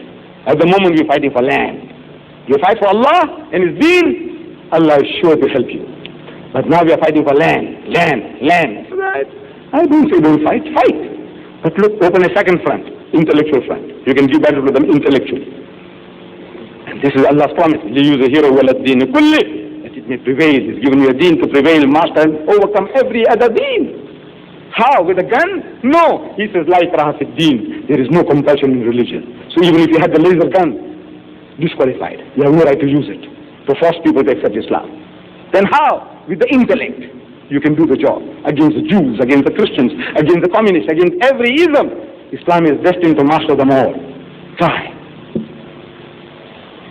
Number two, every time we go into battle with the Jews, we are not fighting the Jews alone. We are fighting America. You know that? In 1973, Sadat did the job. They broke the Bar-Lev line. They crossed that Red Sea. They broke the Bar-Lev line. And America came in direct intervention. That's hadith from there. Direct intervention. With his men and materially poured in, direct into the battlefield. So every time now we are fighting the Jews, remember this. That we are not fighting him, we are fighting the Americans. Now how you can fight the Americans? The weak that we are. I'll show you how. You see, Harry Truman, the deceased President of the United States, in 1948, he devised a secret of how you can beat the Americans. He's telling you that, we don't catch. In 1948, Israel declared independence. Within 2 minutes, Truman recognized Israel. Within 2 minutes, as if he was standing with open mouth, ready like a young man once you're getting married. We say in our language, nikah kabul ki. He says, you accept that woman as your wife. It's a key. Means yes. Like that, he's just saying, yeah. When you get married, how the guy is waiting, the young fellow, so you accept her? So yeah. That guy was waiting with his open mouth, Truman, to say he accepts her as his bride, Israel. So a reporter subsequently at a press conference asking him, he said, look man, what was all the hurry for? 2 minutes. That means this guy just says, we are declaring independence, and by the time the voice reaches there, he said, we accept. What was all the hurry? There are 100 million Arabs. They'll be offended with you. So Truman said, there are no Arabs in my constituency. In other words, the people who voted me into power are the Jews. There are 6 million Jews in America. And through the Jewish vote, without the help of the Jewish vote, you can't make a headway. While I was in this Arab country, the Gulf states, the Daily Gulf Times dated March 14, last month, 14. There's 1 month and 1 day ago, one day of a month, 14th of March. Here is a cartoon in this Gulf Times newspaper. It shows a would-be president of the United States. He is marching to the presidential chair, the White House, and he has to pass through a maze of the Star of David. Beautifully portrayed. But now, what do you learn from that? That means no American president can ever become the president of the United States without Jewish support. Without going through the Jewish maze of the Jewish Star of David, nobody can become a president in the United States. You need Jewish help. The end of 6 million votes. Right. So now to neutralize that, we need 6 million Muslims there, no? And you can't get them in. They won't allow any more Pakistanis, no more Arabs, no more Bangladeshis. No more. Under some special circumstances, one here, one there, half a dozen swallows don't make a summer. We want 6 million. How are we going to get 6 million in there? Impossible. But for the price of an AVAC, for the price of a fighter plane, you can win over, you can change, and you can convert 6 million Negroes to Islam. One fighter plane. Cheap. I tell you, it's cheap. I can't understand. Why can't you think? That money, what you need for one fighter plane, that amount of money you spend in propagation, Allah will be happy with you and you can solve your problem. Because if you got 6 million votes to nullify, neutralize the Jewish vote, the Americans will say, look, you Jews, fight it out with the Arabs. You want to come in between. It's now a private matter between you and them. And immediately the Jew will come down on his knees. Because without American support, it can't last for a day. That nation can't last for a day. It's living on beggary, charity of the Americans. Millions of our money is being poured in, our money lying in America. I'm talking about our Arabs, brothers. Millions are lying there, and they're lending it to the Jews at a low rate of interest, and they're lending it back to the Western nations at a higher rate of interest. With your money, they're making money, and with your money, they're shooting you. Look, there's a bit on your thinking, man. The guy said, look, you had the right answer. The right answer, Truman told you. Look, no Jews in my constituency, put them in. Put Muslims in his constituency. How? Change them, convert them, and Allah will be with you. This is your farm. You are doing that, and you're solving the problem without shooting. So I said, open a second front, and there is hope. I think there is hope. In the book of Isaiah, chapter 19, verses 23 to 25, and I end with that. It says, in that day, time is coming. This is I'm reading now from the Christian Bible. In that day shall there be a highway out of Egypt to Assyria.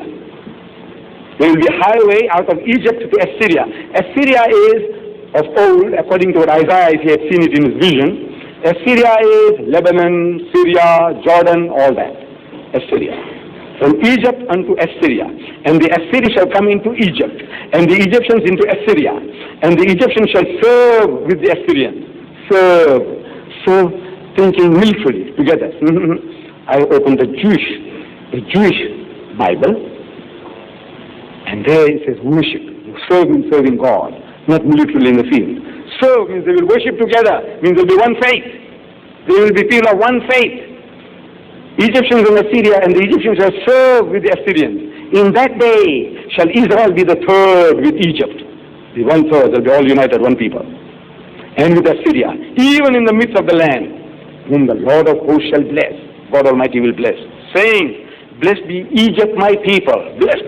The first time God Almighty is talking good things about Egypt. Otherwise, the whoredoms of Egypt, the idolatries of Egypt, the plagues of Egypt. Every time Egypt is spoken of is an all filthy, dirty way. In the Bible. Here, for the first time, God Almighty says, blessed be Egypt, my people, and Assyria, the work of my hands, and Israel, my inheritance. That they will be, inshallah, one people under the banner of Islam. May Allah Barik Allah give us this, that we may take up these battles, these challenges, And in our own little way, show the people the Quran. The Jew, show him the Quran. How Allah Ta'ala speaks about them. Ya Bani Israel askuru ni'mati allati an'amtu alaykum. And you see them falling on their backs. They can't believe that this is the book of an enemy talking so lovely to them. Can Muhammad speak like that? No. This is Allah talking. And there is a plan. In this plan, I said destruction is not the outcome. But we are going to get this punishment. Again and again, we need a beating because we are not purified yet. Our motives are not purified yet. We need a beating. And they also need purification. Both. But once we accept Islam, as it happened in the past in the time of our Nabi, the Aus and the Hajaraj, they became one people under the banner of Islam. The same thing Allah can save us. Hold the Quran. Offer them the Quran. To the Jew, to the Christian, to the atheist, to the agnostic, offer the Quran and create upon the rope of Allah that we become one people. Wa akhiru da'wana alhamdulillahi rabbil alameen. Brothers and sisters, Brother Ahmed Deedat mentioned earlier this evening that when the heart is dead, then the body is dead. There are other people who argue that when the brain is dead, then the body is dead. It's recognized in South Africa, you're only dead once you have a certificate to say that you are dead. We say thank you very much to Brother Ahmed for what I believe to be a very interesting presentation of the subject. For those who may not have timed him, he was on his feet for 1 hour and 35 minutes, and I'm sure he can go on. At his age of 66, I think he can be thankful that Allah has blessed him with wonderful energy. May that energy last for many, many years, inshallah. Before we come to the question time, if there are any, let me just remind you that we have on the stage here translations of the Holy Quran. The normal selling price is 10 rands each, 15 rands for two. The special price is 7 rands 50 per copy, or 10 rands each, or 10 rands for two. Sorry, I repeat what I said the other night. Buy these Qurans. Don't buy 2, buy 4, buy 6, and give it to people as a gift for their birthdays and for their weddings. Give it to the Muslims, give it to the non-Muslims to read. When you think in terms of wedding gifts, you never know what to buy. And when you buy it, they say, I've got 10 Pyrex dishes. Give them 10 Qurans. Give them only Qurans. They can't keep all those Qurans in their home. They'll be forced to give it away. They are spreading the message. They are then serving the purpose and performing the duty that Rasulullah sallallahu alayhi wa sallam asked him to perform when he spoke at the last khutbah. For those of us who cannot afford to buy the Quran, please write to the Islamic Propagation Center, Box 2439 Durban, and just state, I cannot afford to buy the Quran. You'll get your free copy. The tapes, the normal cassettes, will be ready early next week. The video cassettes of the series will be available in plus minus 3 weeks' time. As you can see, it's being done by professional people. I believe they said there will be a professional trinity on the stage, so that's why they did it. The video cassettes will be 25 rand each. And you can write to the Propagation Center. Don't understand this business because Mr. Deedat also doesn't understand it. He says you write for a tape, for a cassette, you send your 25 rands, they send the cassette to you. You keep it for a month. If you like it, keep it. If you feel, well, I've seen enough and I've made 10 copies of it, send it back, you get your 25 rands back.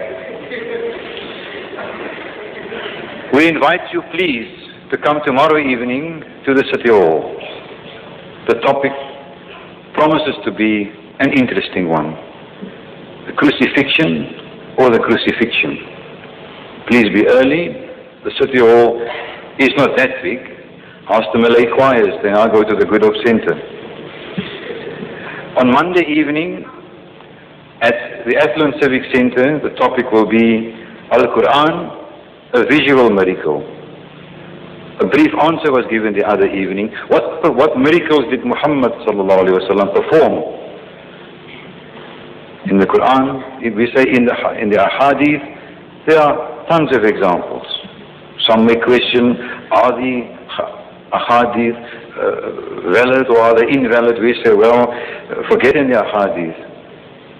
The Quran is the living miracle and the visual miracle of Muhammad sallallahu alayhi wa sallam. And I don't claim to be able to take over the topic of Brother Ahmed, but all the miracles which Jesus, peace be upon him, performed, and Nabi Musa alayhi salatu wasalam performed, the only people who could testify to that were the people who saw it. Here anybody can testify, Muslim or non-Muslim, you can touch it, see it, and you will be convinced. Please come on Monday evening so that you could also learn further how you can prove that Al-Quran is the visual, living, and ever-living miracle of the Nabi Muhammad sallallahu alayhi wa sallam. On Tuesday evening in Kensington Civic Center, which will be the farewell lecture, the question is Jesus God? We come now to question time. And I think I speak English to a fairly decent degree. I don't think my voice is bad. I said it is question time. Some people misunderstand it. They think it is lecture time. Some people misunderstand it. They think it's debating time. I think Brother Ahmed has shown in his life that if you challenge him to any debate on the topics in which he specializes, he is only too willing and only too welcome and only too ready to come. If you want to have a debate, please hire a hall and give him decent time in which to prepare his topic, then you will have a debate. But now the normal form or the format of a lecture is I say what I like to say or what I think I would like to say. And then you put your question and I'll give you an answer. We don't fight, we then don't argue. When we come for question time, there's a microphone in front here. Please come and put your question. One question at a time. If you have more than one question and there's a queue behind you, please then go to the back of the queue for the second question. It's over now to question time.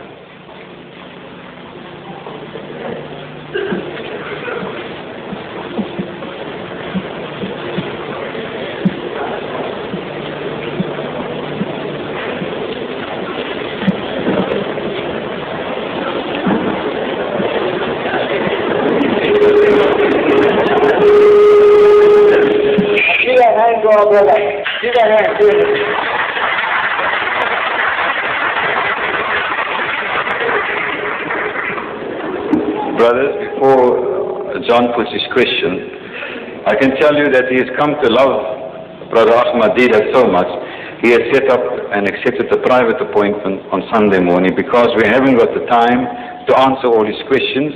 He doesn't perhaps put it in a clear manner at all times, but I feel he's interested and he's here. But he is invited on Sunday to come and spend a short time with Brother Ahmed. A question, please, John. Mr. Ahmed Deedat, if your wife knows you have a servant there and she is barren, she can't bear a child to you, and she tells you, you can take her as wife, and the God Almighty says that your woman that can't bear a child, she will bear a son to you. Which one will you accept?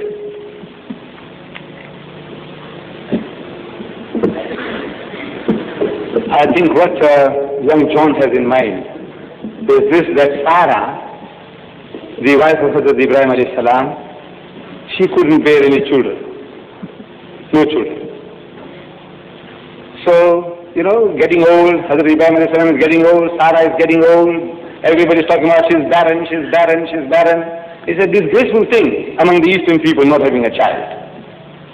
So she says, look, go unto Hajra, and we get child by her. Now this is how weddings took place. There were no ceremonies going to court before the magistrate and then he reads out a formula to you and then he gives you a certificate. No. My daughter, you see all the prophets when they went to the wife, he said, take her to wife, that means it's yours. And he's his wife. Only man who has the right to her is that person to whom the woman is given. Hajra was supposed to have inherited, Sarah is supposed to have been given this Hajra as her maid. And she says, look here, have her. And Hazrat Ibrahim alayhi salam, a man of God, a friend of God, would he say that he was committing adultery with her? If he was, God Almighty would have reprimanded him. No. His friend, Khalilullah, the friend of God, everybody says, the Jews say the Father Abraham, the Christians say Father Abraham, Muslims say Father Abraham. This father of ours committing adultery?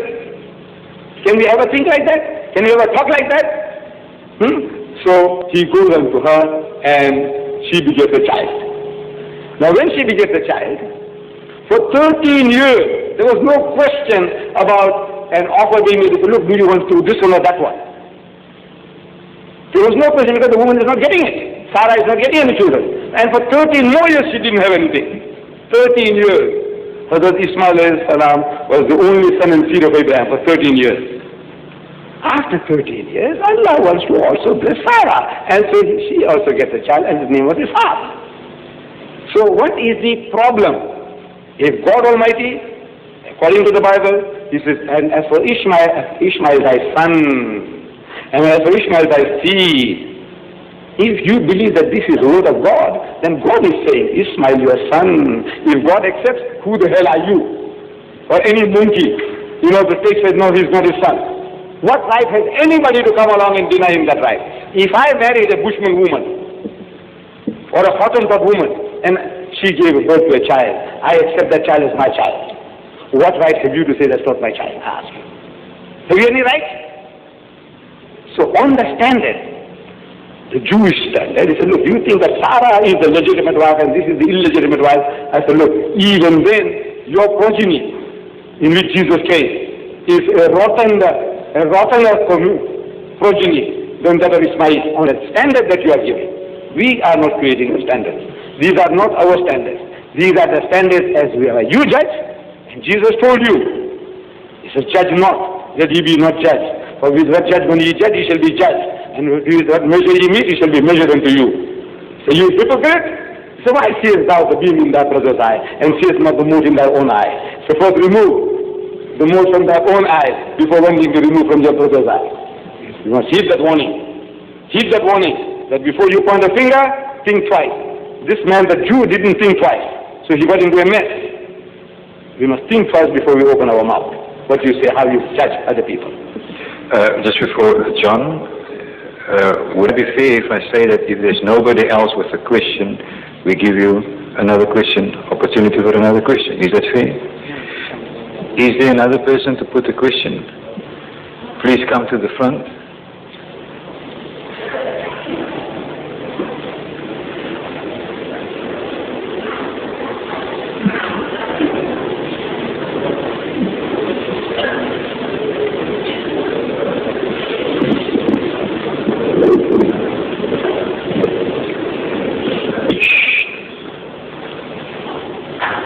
Mr. Chairman,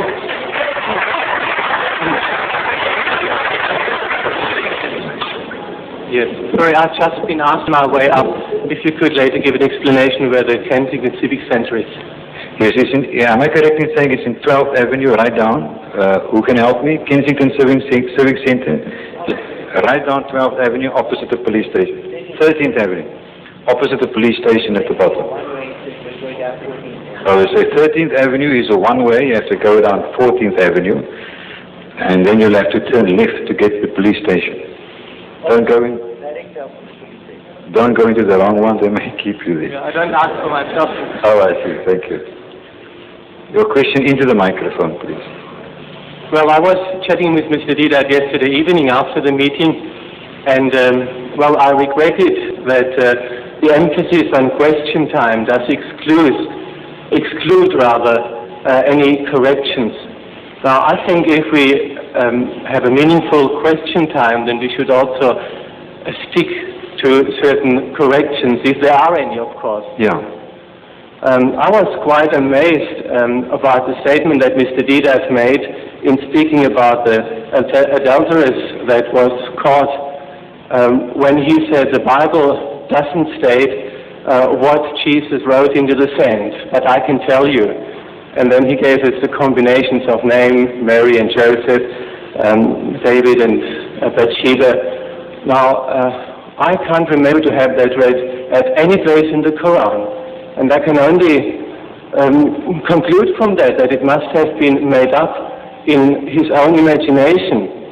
Now, I think truth in that respect is very important, because it could start off a filthy thinking on these aspects, as has been also, has been a tendency yesterday night in certain combinations that I have discovered where I felt very, very sorry. In this point, and there I come to my question, Mr. Deedat pointed out that the Jews have the punishment of stoning for adulterers, and so does the Quran say. I would like to ask him to read to us from the Quran where it says that adulterers should be stoned. Could you please do that for us? I forget your name. Mr. Walton. Mr. Walton. Now, this was not an exposition of what Islam says and what Christianity says with regards to that adulteress that they brought before Jesus. You see? Now, you haven't got an alternative answer to say what was Jesus scribbling. You haven't. If you had, you would have given it to the audience and said, look, this is what he was doing. He wasn't doing what that suggests. So, in the absence of theory that the Christian world has been absent, they have not been able to, the only assumption we can have is that for people to watch over his shoulder and walk away. What for? What are they reading? Well, so this was my assumption. Well, but it's against the biblical text, you must see. What does it say? Well, it states clearly that Jesus first wrote into the sand, and afterwards he told the people, the one who is without sin may throw the first stone. You put the order the other way around, and then said when they look over the shoulder, yeah, they should see that. The problem is anything like that in the Bible. The problem is, what did he write? That's not my problem. It's yours. No, it's yours because you haven't got it. No, I don't need it. Now you need it. Now you need it. You see the Bible you are using. What Bible are you using there? I use the Bible. No, which Bible is it? Well, which Quran do you use? I use Yusuf Ali. Which one do you use? Well, this is the NIV Bible. Huh? What Bible is it? In this case, it's the NIV Bible, but it doesn't matter. New International Version. Right.